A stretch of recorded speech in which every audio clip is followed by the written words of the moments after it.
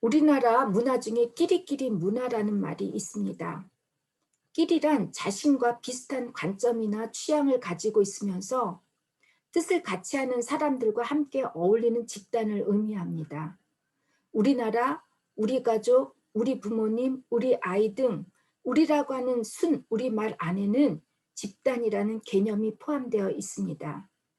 우리들은 태어나면서부터 개인보다는 집단을 우선으로 하는 문화에서 자랐고 살다 보니까 자신의 정체성이 집단과 연관되어 있기에 혈연이라든가 지연, 학연 등이 아주 매우 중요하게 이렇게 생각합니다. 종친회, 동문회, 동호회 등 수없는 모임들이 있습니다. 특히 가족의 경조사가 생기면 이런 모임이나 단체 사람들로부터 위로나 축복의 그런 도움을 받을 수도 있습니다. 어떨 땐 여러분이 이런 모임이 부담이 되고 귀찮기는 하지만 만일 내가 이런 소속이나 단체에 소속되어 있지 않으면 혹시 아웃사이더가 되는지, 또 행여 내가 사회생활이나 직장생활에서 손해를 보는 것은 아닌지, 원하든 원하지 않든 이 끼리 문화 속에서 만남을 가지려고 하는 것이 보통 우리들입니다. 비슷한 사람끼리 모여 유유상종하면서 즐겁게 사는 것도 중요하지만 조금 더 시선을 넓혀보면 이 끼리 문화는 집단 우월주의와 경쟁주의에 빠지게 합니다. 조금이라도 나와 맞지 않거나 마음에 들지 않는 사람을 용납하지 못하고 멀리하려고 하니까 어떤 극단적으로 이파 저파로 나뉘게 되면서 분열을 조장하게 합니다. 방금 전 우리가 읽은 본문 내용도 이와 별 다르지 않습니다. 예루살렘 초대교회는 크게 두 부류의 사람들이 있었습니다. 하나는 유대 땅에서 태어나서 유대인으로서 예수를 믿게 된 히브리파 유대인이고, 다른 하나는 디아스포라 유대인으로서 이스라엘이 바벨론 포로 이후 점점 유대인들이 이제 외국 땅으로 흩어지면서 살게 되었는데, 이들 중 대부분이 지금의 그리스 주변 나라들에 정착한 헬라파 유대인들이었습니다. 마치 여러분과 저처럼 해외 교포 사람인 유대인이었습니다. 디아스포라 유대인들은 이스라엘의 고유 명절인 유월절이나 오순절 때 예루살렘을 방문하는데, 이때 헬라파 유대인들 중 많은 사람들이 예루살렘에 있는 동안 베드로와 사도들의 말씀을 듣고 예수님을 영접하고 예루살렘을 떠나지 않고 정착하면서 이제 히브리파 유대인들과 함께 공동체 생활을 하며 살았던 것 같습니다. 왜 이렇게 외국에 살고 있는 유대인들이 예루살렘으로 왔냐면 성전이 없었기 때문에 그렇습니다. 물론 지나고개라고 하는 회당들이 있었긴 했지만 그것은 이후에 많이 지어졌습니다. 그래서 이제 귀한 유월절이나 이런 이스라엘의 절기 때 이들이 예루살렘을 방문합니다. 그런데 예루살렘 초대교회가 폭발적으로 부흥하면서 그 숫자가 1만에서 2만 정도라고 하는데, 이렇게 크게 증가하다 보니까 지금까지 말씀만 전하던 사도들에게 있어서 생각지 않은 이제 문제들이 발생하게 됩니다. 공동체 외부에서는 대제사장들과 바리새파 사람들, 사내들인 공의원들의 압력과 박해가 심해졌고, 내부적으로는 교회 공동체 안에 있는 사람들을 케어하는 일이었습니다. 공동체 안에서 사람들을 케어하는 그 문제 중에 하나가 바로 우리가 지금 읽었던 히브리파 유대인 과부들과 헬라파 유대인 과부들과의 사이에서의 갈등이었습니다. 본문 1절을 보면 헬라파 유대인들이 히브리파 유대인들을 원망했다고 합니다. 사도들이 매일 구제를 하는 중에 아마도 헬라파 과부들이 히브리파 과부들에 비해 차별을 받았고 소외를 당했다는 그런 느낌을 받았을 것입니다. 여기서 원망이라는 말, 그것을 제가 그러니까 헬라어로 보니까 공구스모스라고 하는데, 아주 나지막히 귓속말로 말하는 듯한 불평이나 불만을 수군거리면서 하는 것이라고 합니다. 지금까지 아주 오랫동안 교회 공동체 생활을 하면서 느끼는 것 중 하나는 교회 공동체 안에서는 자기가 인정받지 못한다고 오해하거나 자신의 주장이나 생각이 관철되지 못한다고 하는, 그렇게 생각하는 분들이 자신의 불평이나 속상함을 그 누군가의 비밀이라고 하면서 귓속말로 쏟아놓는 데서부터 교회의 분열이 시작되는 것 같습니다. 별 대수롭지 않고 있는 그런 작은 그 불씨의 원망이 다른 사람에게 속삭이기 시작하면서 나중에 걷잡을 수 없는 산불처럼 번지게 되어 결국은 교회 공동체가 분열이 되는 일들이 참 허다하게 많습니다. 그런데 여러분, 이런 문제들이 언제 일어납니까? 인생도 그렇지만 교회 공동체도 가장 은혜가 충만하고 잘 되어가고 성공하고 부흥할 때 일어납니다. 사탄은 우리가 어렵고 힘들 때 일을 하지 않습니다. 사탄은 우리를 너무 우리보다 더 잘 알기에 우리가 고난을 받고 힘들 땐 우리가 주님을 더욱 붙잡고 의지하려고 하니까 사탄은 정반대로 시험을 합니다. 아무 걱정 없이 인생이 술술 잘 풀리고 하는 것마다 쑥쑥쑥 대박이 나고 모든 게 잘 나갈 때 여러분들 삶을 돌아보세요. 여러분들 기도합니까? 하나님의 은혜를 알고는 있지만 그 은혜가 점점 흐려집니다. 그리고 하나님이 필요 없어집니다. 여러분들 중에 나는 안 그럴 거야 이렇게 생각하시는 분이 있다면 저는 정말 감사드립니다. 나는 예외라고 생각하시는 분이 있다면 여러분들은 정말 지금까지 신앙생활을 잘 하고 오셨을 것입니다. 아무 문제가 없을 때는 여러분 간절한 마음이 없어지고 하나님을 사모하거나 예배에 올인하지 못합니다. 사탄은 우리가 잘 나가면 이때다 생각하고 이 틈에 감사를 하지 못하게 하고 또 변명을 늘어가게 하면서 우리들 마음속에 조금씩 불평뿐만 원망을 갖게 합니다.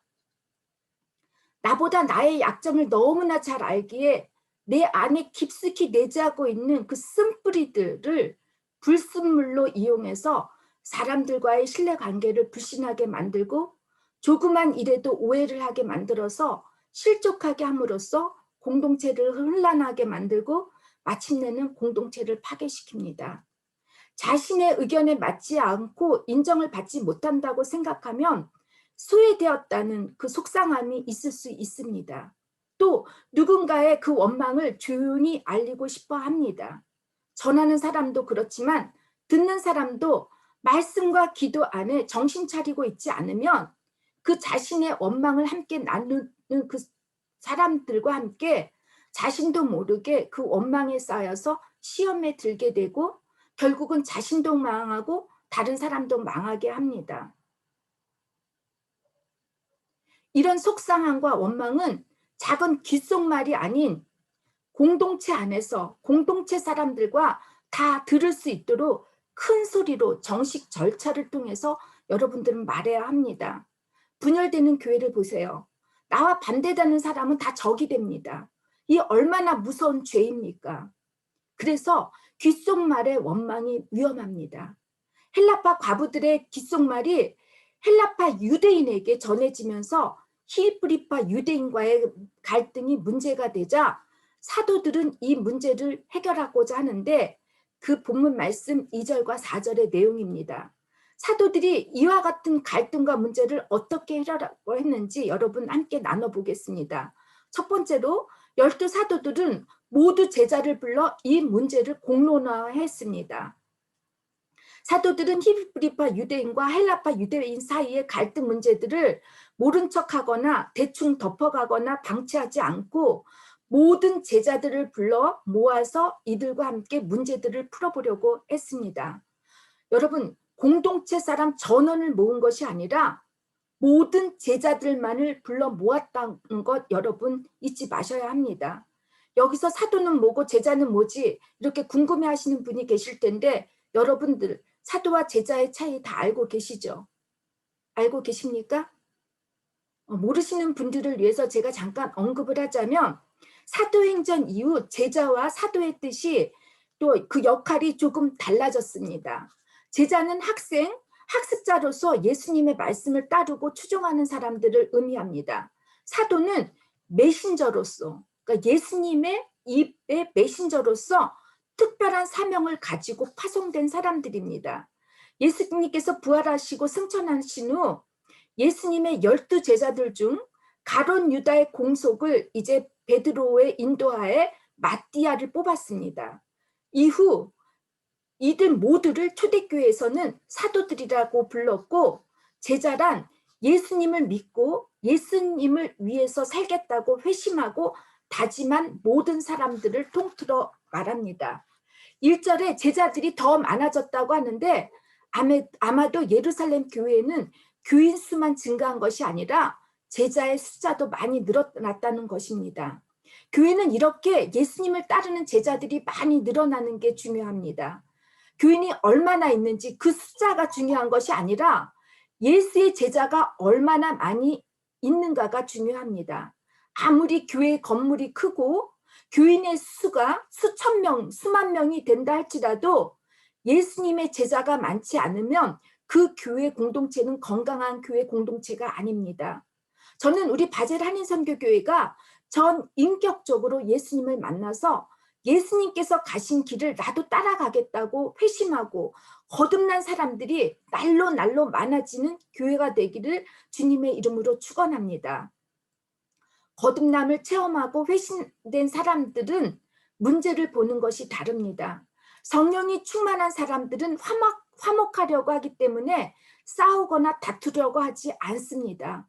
도리어 성령이 주시는 지혜와 위로와 격려로 한 영혼이 실족하지 않고 한 영혼을 살리려고 하는 그런 힘들이 있습니다. 그것이 바로 성령님께서 주시는 힘입니다.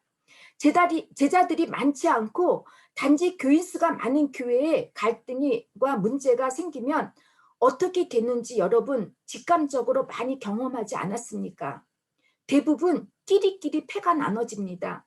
보통은 목사를 지지하는 파, 목사를 반대하는 파로 나눠집니다. 자신의 패권을 놓지 않으려고 여기저기 할 것 없이 사람들을 모으려고 합니다. 평상시에 신방이나 연락도 하지 않았던 사람이 목회자가 한 사람의 표라도 얻기 위해서 그동안 교회에 나오지 않았던 사람들에게 전화를 하면서 상대방 사람을 비방하고 교회 문제들을 교회 밖에서 쟁론하나 하려고 합니다. 서로가 참지 못하고 다투다가 심지어 몸싸움까지 일어나는 모습을 종종 우리 주변에서 또 우리 주변의 교회들을 통해서 보지 않습니까? 며칠 전 제가 제 언니와 통화를 하는 가운데 언니가 목회하고 있는 교회에 이렇게 그러니까 등록한 지 6개월밖에 되지 않은 어떤 남자 집사님에 대해서 이야기를 해줬는데, 이 60이 넘은 남자 집사님은 많이 가난하고 또 몸도 불편하고 그리고 여러 가지로 어려운 분이시라고 합니다. 그런데 이 집사님께서 우리 언니에게 예전에 다녔던 그 집사님의 교회 담임 목사님으로부터 전화를 받았다고 합니다. 그렇게 오래도록 교회 생활을 했고 그 교회를 다녔는데 그 교회에서 어떤 한 사람도 담임 목사님은 물론이거니와 어느 누구도 연락이 없다가 갑자기 그 담임 목사님한테 전화를 받으니까 이분이 놀랐다고 합니다. 그런데 그 담임 목사님이 이분에게 전화해서 하시는 말씀이 지금 교회에 문제가 있으니까 다음 주에 와서 회의를 할 때 자신을 지지해달라고 이렇게 부탁했다는 것입니다. 여러분, 유감스럽게도 많은 교회들이 문제와 갈등이 생기면 이렇게 문제를 해결하려고 합니다. 교회 스스로가 문제를 해결할 자정 능력을 잃어버립니다. 얼마나 많은 교회들이 지난 시간 열심히 제자 훈련이다 선교 훈련을 하면서 교인들을 가르치고 양육했는지 모릅니다. 복음만을 온전하게 선포하는 예수님의 제자들을 삼고자 했지만 예수님의 제자로 세웠다기보다는 교인들의 숫자만 늘리는데 머물지 않았는지 우리 한번 생각해 봤으면 합니다. 소위 제자 훈련으로 가장 알려진 강남의 모 교회는 제자 훈련의 원조 목사님이 돌아가시고 나서 어떤 일들이 일어났습니까? 제자 훈련이 결국 교회를 크게 짓고 몇만 명, 몇천 명이 모이는 메가 처치를 만드는데 공헌을 했을지는 모르지만 정작 주님의 사람으로 회심된 그 한 사람, 예수님의 뒤를 따라가는 그 한 사람을 슬프게도 만들지 못했던 것 같습니다. 지금까지도 이 교회는 하나가 되지 못해서 따로따로 예배를 드리는데, 주일에는 옛 교회 건물에서 남아서 드리는 교인들과 또 새 교회 건물에 이렇게 예배를 드리는 교인들로 나눠졌다고 합니다. 주일날 예배를 드릴 때 한 교회를 섬겼던 교인들이 나눠서 이렇게 예배를 드린다는 것입니다. 2020년 한국 개신교에 대한 신뢰도는 18.9%에 불과하다고 합니다. 교회가 신뢰의 대상이 아니라 이제 불신의 대상이 되었습니다. 개신교인들의 숫자는 점점 줄어들어서 교회를 나가지 않는 가나안 교회, 그러니까 안 나가 교인들이 200만 명이 넘었다고 합니다. 정말 우리 모두가 예수님의 제자가 되었더라면 오늘날 한국 교회가 이렇게 되진 않았을 것입니다. 교회를 다닌다고 하는 사람들을 보면 이제는 아예 고개를 저을 정도로 우리가 수치와 부끄러움의 대상이 되었다는 게 얼마나 슬프고 안타까운지 모릅니다. 독일 교회도 별다를 바가 없습니다. 한국 교회와는 달리 독일 교회는 2차 세계대전 후 목사님들이 함께 모인 그 바마 베켄트니스라고 하죠. 그 바마의 회개 고백 이후 교회는 아주 그러니까 정치와 국가와 교회가 분리되는 정교 분리 토대 위에서 독일 교회들은 점점 믿음보다는 행함이 강조되었습니다. 예수의 제자를 길러내기보다는 어떤 종교세를 내는 교인들을 위해서 목회자들은 목회하고 그들을 섬기는 일들이 생기게 되었습니다. 교인들은 유아 세례, 입교식, 결혼식, 그리고 마지막으로는 장례식 때문에 교회에 참석하는 분들이 많습니다. 주일 예배 참석하는 분들이 거의 없고 거의 크리스마스, 부활절 때, 그리고 이런 4가지 중요한 예식 때 이분들이 참석하는데, 이러다 보니 목사님들은 관료가 되어 가고 있고 교회는 인스티튜트로 변해가는 이런 슬픈 현실입니다. 또 많은 분들이 교회 세금을 내지 않다가 돌아가시기 얼마 전에 다시 교회에 등록을 하는데 천국 가고 싶어서 그런지는 모르지만 장례식 때 자신의 장례식 때 목사님의 집도를 받기 위해서 등록을 한다는 말도 있습니다. 제자는 무슨 좋은 교육 프로그램이나 훈련으로 만들어가는 것이 아닙니다. 주님을 온전히 인격적으로 만나서 성령의 충만함으로 회심이 되어야 할 때 제자가 되어지는 것입니다. 저는 우리 교회가 앞으로 이런 제자들이 많이 나오기를 바랍니다. 그리고 이런 제자들이 우리 어린이부터 시작해서 정말 하나님 나라를 위해서 쓰여지기를 축복하고 기도하겠습니다. 둘째, 사도들은 교회 공동체의 문제가 자신들의 책임에 있다고 솔직히 인정합니다. 사도들은 2절 제자들에게 이르되 우리가 하나님의 말씀을 제쳐놓고 접대를 일삼는 것이 마땅하지 아니하니라고 말하면서 교회 공동체의 문제가 사도들 자신들이 말씀을 전하는 일에 소홀했기 때문이라고 이렇게 솔직히 인정하고 회개를 합니다. 갑자기 교회 공동체가 부흥해서 여러 다양한 사람들이 곳곳에 모여드는데 얼마나 할 일이 많겠습니까? 1, 2만 명 정도라면 이 사람들 중에는 아픈 병자들뿐만 아니라 여러 가지 어려운 사정과 고민을 갖고 온 사람들이 수없이 많았을 것입니다. 거기다가 가난한 사람들, 과부들, 고아들, 이렇게 구제할 사람들도 많았을 것입니다. 그리고 사도들 중에는 가족들을 부양해야 하는 사도들도 있습니다. 결혼을 했으니까 아버지이고 남편이고 아들들인데 이 가족들을 부양해야 할 책임이 없겠습니까? 얼마나 힘들었겠습니까? 정말 고되고 상상이 가지 않을 정도일 것입니다. 그들은 가끔 저처럼 휴가를 받거나 쉬지도 못하고 그저 24시간 올인하면서 목회를 했을 것입니다. 그럼에도 불구하고 사도들은 자신들이 전해야 할 말씀이 소홀했기 때문이라면서 문제의 근원을 자신들의 책임으로 돌립니다. 사도들은 교회에서의 봉사와 구제가 아무리 중요할지라도 교회의 본질인 말씀보다 위에 서면 안 된다는 것을 인식했었습니다. 사실 많은 교회의 시험이나 분열은 대부분 목회자들의 말씀과 기도를 소홀히 하는 데서부터 시작합니다. 하나님의 말씀을 전하는 것을 제쳐놓고 다른 것에 관심을 가지면 영락 없습니다. 교회 공동체가 어려움을 겪고 결국은 무너지는 일이 생깁니다. 사도들은 교회 공동체 문제를 그러나 세상적인 방법이나 인간적인 방법으로 해결하려고 하지 않았습니다. 좋은 시스템을 만들고 조직을 구성하고 인사를 어떻게 개편하고 이렇게 의논하지 않았습니다. 오직 예수의 길을 가겠다고 하는 성령이 충만한 제자들과 함께 하나님의 방식으로 풀어보고자 했습니다. 여러분도 마찬가지입니다.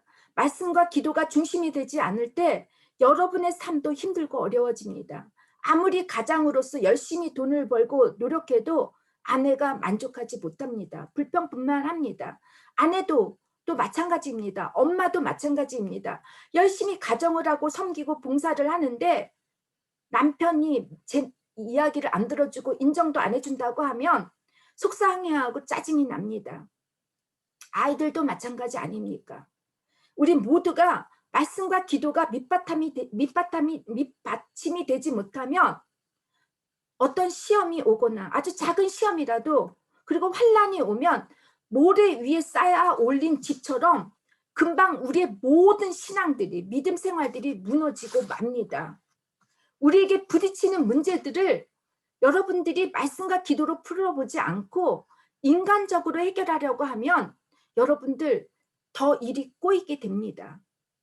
자신의 실수와 잘못을 인정하지 않고 회개하지 않으면 절대로 이 문제들이 해결되지 않습니다.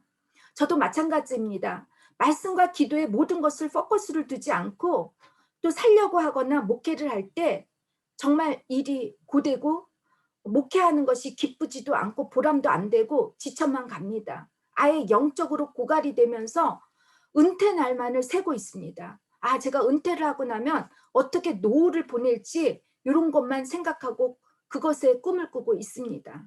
여러분, 우리의 육체가 건강하고 힘을 얻기 위해서는 하루에 적어도 2끼 정도는 먹어야 하는 것처럼 영의 건강을 위해서는 영의 양식인 하나님의 말씀을 날마다 먹어야 합니다. 배터리의 아쿠가 다 없어지면 충전을 해야 하는 것처럼 우리는 주님의 말씀과 기도의 이런 그것으로 충전을 해야 되고 또한 그런 충전된 사람들끼리 교제와 대화로 나눠야 합니다. 기도와 말씀은 모든 어려운 시험과 문제들을 해결할 수 있는 마스터키와 같습니다. 때문에 여러분들은 늘 말씀을 읽어야 하고 기도를 해야 합니다. 그저께 제가 이미경 집사님하고 잠시 통화를 하는데 우리 이미경 집사님께서 지금 시편을 쓰고 계시다고 하는데 정말 제가 너무너무 반가웠습니다. 또 우리 이은미 집사님께서 짝꿍 기도 그 팀을 만들어 주셔가지고 기도를 서로가 나누면서 기도를 한다라는 소식을 들었을 때 제가 정말 기뻤습니다. 여러분, 증언부언하는 기도가 아니라 아주 짧게라도 주님과 대화를 하고 주님의 말씀을 읽어보셨으면 합니다. 제가 큐티를 나눌 때마다 요즘에 큐티 안 하시는 분들이 참 많은 것 같다는 생각을 하는데 어떠세요? 큐티 하십니까? 여러분께서 너무 지쳐 있을 때는 영육간 정말 지칠 수 있습니다. 기도할 수 없을 때 여러분 누가 있습니까? 우리가 있지 않습니까? 우리 공동체가 있습니다. 우리들 가운데는 성령이 충만한 사람들이 있기 때문에 우리들이 함께 중보하고 기도하면 여러분들이 영적 문제, 영육간의 모든 문제들이 회복되고 해결될 수 있습니다. 믿습니까? 세 번째로는 사도들은 교회 공동체에 일어나는 문제를 해결하기 위해 함께 일할 동력자의 필요성을 느끼고 3절을 보니까 성령과 지혜가 충만하여 칭찬받는 7명을 뽑아달라고 합니다. 그리고 5절에서는 온 무리가 사도들의 말을 기뻐하여 7명을 청거하는데 그 7사람의 특징은 믿음과 성령이 충만했다고 합니다. 구제하는 일이란 디아코니, 즉 봉사 섬김이라는 이런 폭넓은 뜻을 의미하는데, 원래 이 단어는 식탁에서 시중드는 일입니다. 남에게 서빙하는 일입니다. 먹고 살 수 있게 도와주는 일입니다. 참 우리가 볼 때는 얼마나 단순한 일입니까? 사람들에게 음식을 나눠주고 생필품을 나눠주는 일입니다. 여러분, 이 일에는 어떤 학위나 사회적 경력이 요구되지 않습니다. 단순 노동에 불과하다고 생각할 수 있습니다. 그런데 여러분, 제자가 되는 길은 이렇게 아주 사소하고 단순한 섬김으로부터 시작되는 것입니다. 어머니의 마음으로, 아버지의 마음으로 아무런 보상을 기대하지 않고 그냥 내 자식을 사랑하고 희생하는 마음입니다. 제자들의 발을 씻어주면서 너희들도 이렇게 종처럼 노예처럼 다른 사람을 섬기라고 가르쳐줬던 우리 예수님 말씀처럼 섬김을 받는 것이 아니라 남을 섬기는 것이 제자들의 섬김입니다. 이런 제자들이 이 땅에 진정으로 많을 때 이런 이들이 하나님의 나라를 만들어 갈 수 있습니다. 저희 아버지는 32세에 장로가 되어서 은퇴하실 때까지 정말 한결같이 교회 일에 최선을 다하셨습니다. 은퇴하시고 나서는 이제 췌장암으로 돌아가시기 전까지 이제 병석에 누우실 때까지는 교회 주차 봉사를 하셨습니다. 비가 오나 눈이 오나 덥거나 춥거나 할 것 없이 그 노인이 한결같이 주차 봉사를 하셨다는데, 제가 볼 때는 저희 아버지가 장로로서 교회를 섬겼을 때보다 주차 봉사를 하셨던 그 모습이 더 자랑스럽고 좋아 보입니다. 저는 지난 주간 정말 온라인 미팅이 많았었습니다.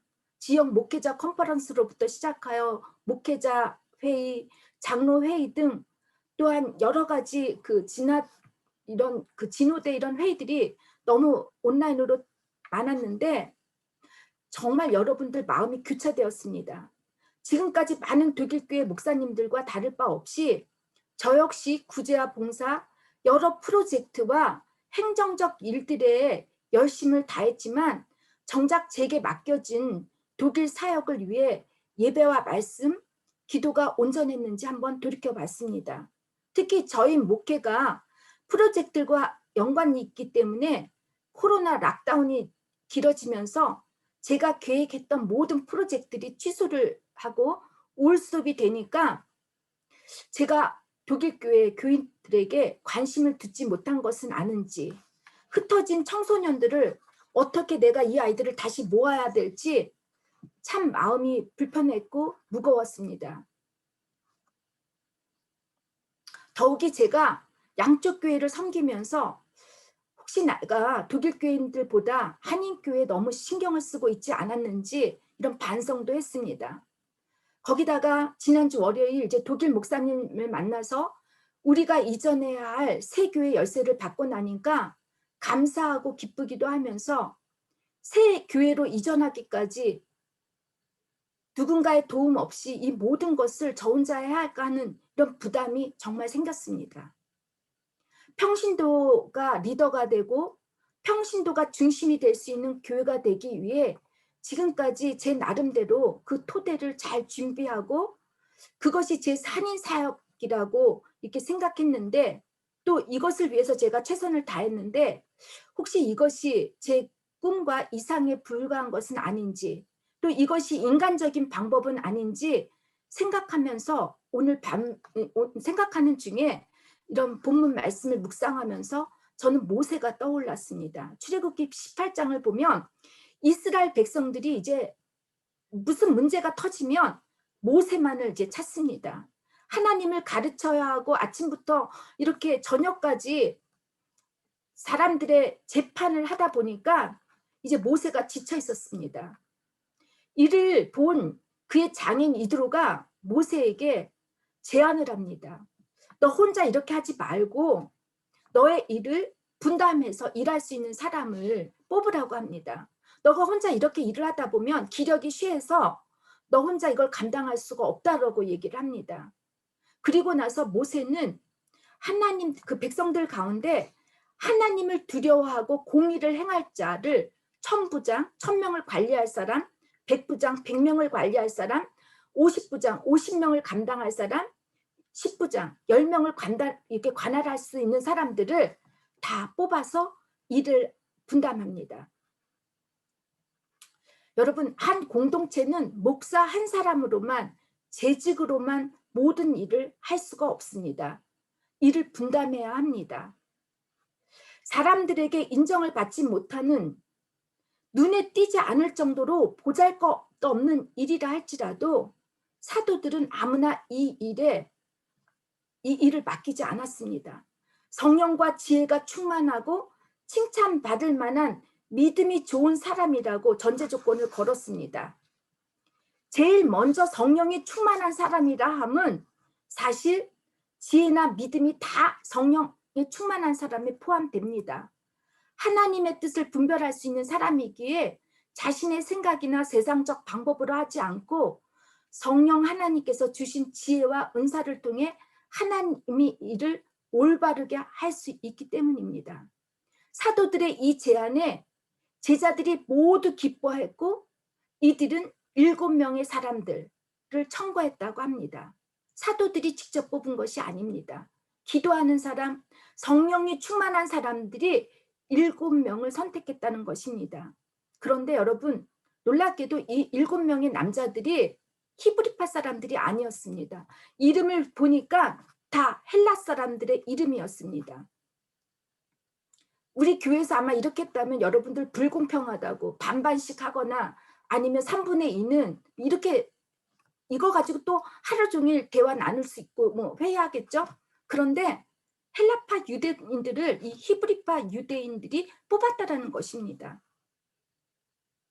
구제하고 접대하는 섬김에 선출된 이 7명의 집사들이 여러분 어떻게 되는지 아십니까? 교회가 이제 예루살렘 교회가 박해가 심해지니까 다 뿔뿔이 흩어지는데 빌립은 사마리아로 갑니다.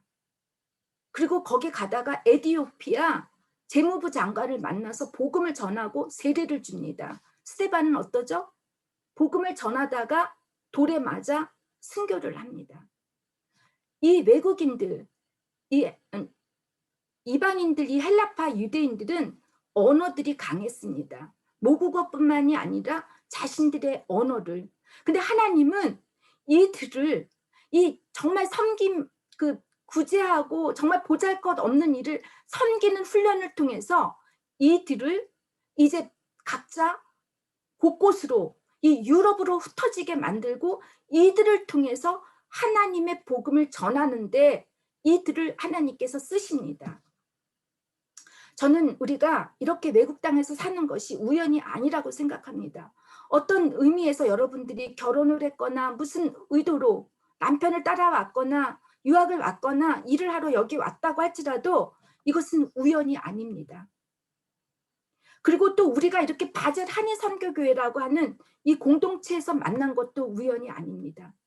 저는 이번에 그 열쇠를 받고 나서 제가 그 교회에 혼자 남아서 기도를 하면서 마음이 이렇게 올라왔었습니다. 나를 이러려고 이렇게까지 힘들게 이 길을 여기까지 오게 하시려고 하나님이 저를 이렇게도 훈련을 시키셨는가 하는 마음에 제가 너무 뭉클했었습니다. 그러면서 제가 기도를 했습니다. 하나님, 이 교회에 많은 숫자들이 중요한 것이 아니라 하나님의 제자들이 프랑스면 프랑스, 독일이면 독일, 스위스면 스위스로 흩어져서 이 교회에 꽉 차서 하나님, 이 교회가, 우리 교회가 비록 한인교회지만 곳곳에 유럽에 있는 교회들에게 정말 말씀이 사도행전적인 그 기초적인 그 교회의 본 모습을 보여주는 교회가 되게 해달라고 저는 기도했습니다. 여러분들은 그냥 일주일에 한 번씩 와서 예배드리고 교회 생활하라고 하나님이 이곳에 모이게 하신 분들이 아닙니다. 핏값으로 여러분들을 사셨습니다. 내가 죽을 때가 다 되었을 때 여러분들은 하나님 앞에서 무슨 말씀을 하고자 하겠습니까? 오늘 고린도 전서를 보니까 그런 말씀이 있습니다.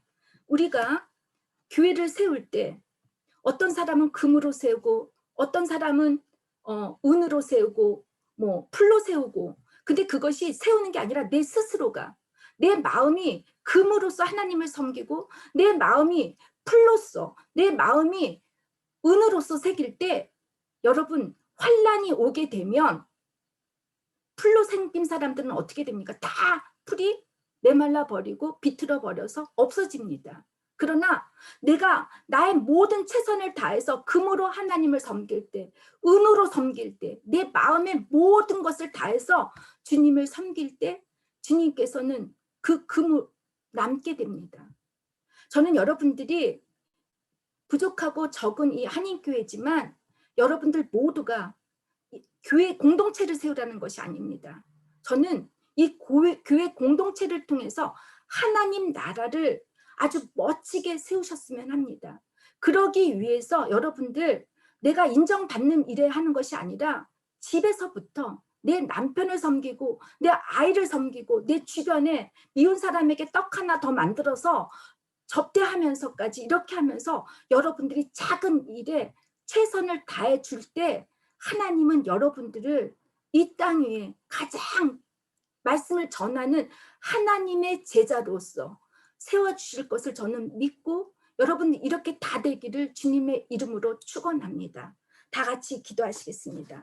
주님, 오늘 이 말씀을 들으면서 저희들이 정말 공감이 되었습니다. 왜냐하면 우리들은 고국을 떠나서 이렇게 먼데 외국 땅에서 살고 있기 때문입니다.